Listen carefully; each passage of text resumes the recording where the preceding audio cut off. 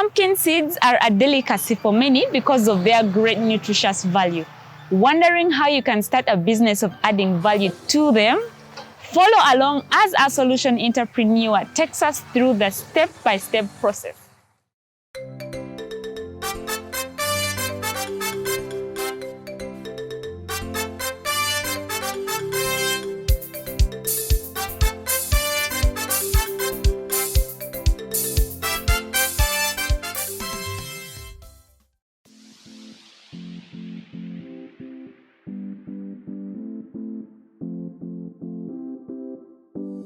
Twakulira mu family nga mulimu endwadde empitirivu ekyandetera okuteeka emphasis ku byendiisa nti endwadde ze balwalanga kyavanga kukyusa ndya yaffe kyenaviirako okufiirwa anko wange mu 2017.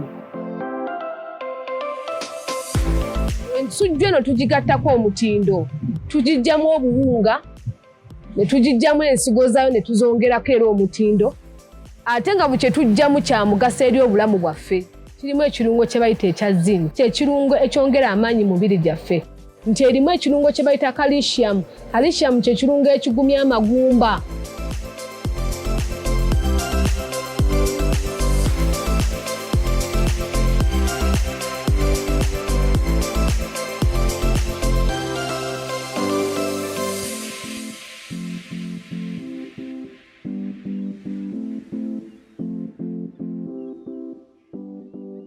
Ebintu byalina okutunulira nga agattako omutindo ku nsujju. Ensujju erina okuba nga nnamu, ensujju erina okuba nga yakula, ensujju erina okuba nga nnyonjo.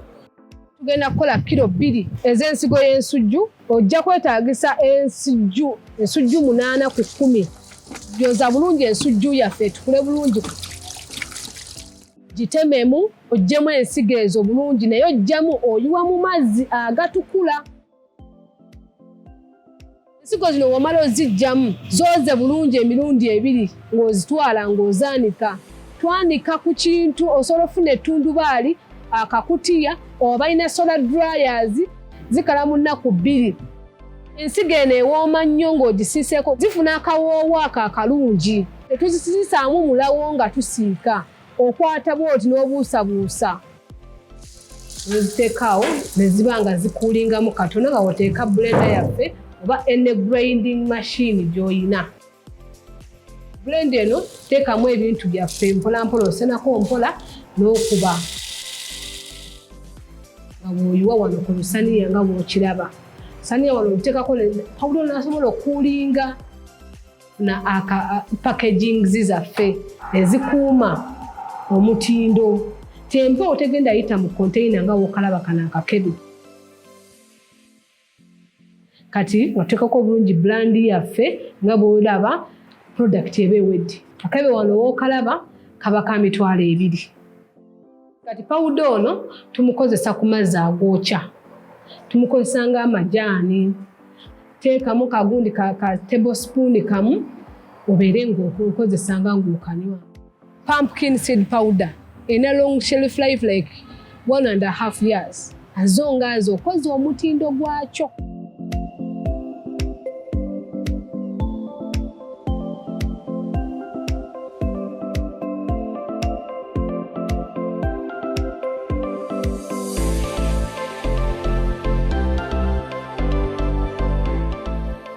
Ze tulina nga sham oils twagala oku-engaginga mu international market.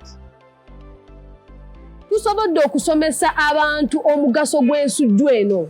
Essaawa eno bagisimba ne bajjamu ssente.